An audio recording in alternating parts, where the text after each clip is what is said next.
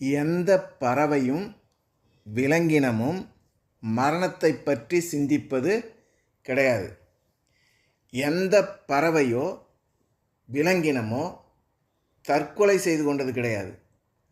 சிங்கம் உன்னையும் என்னையும் அடித்து வீழ்த்துமே தவிர ஒரு சிங்கம் மற்றொரு சிங்கத்தை கொன்று பார்த்து இருக்கிறீர்களா? ஒரு பருந்து மற்றொரு பறந்தை கொன்று பார்த்து இருக்கிறீர்களா? எந்த ஒரு விலங்கினமோ பறவையோ தன் இனத்தை அழித்தது என்ற வரலாறே கிடையாது.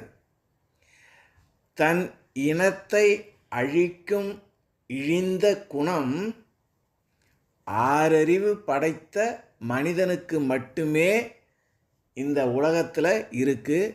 அதனால் ஒவ்வொரு நாட்டு மக்களையும் கொன்று குவிச்சிக்கிட்டு இருக்கான்.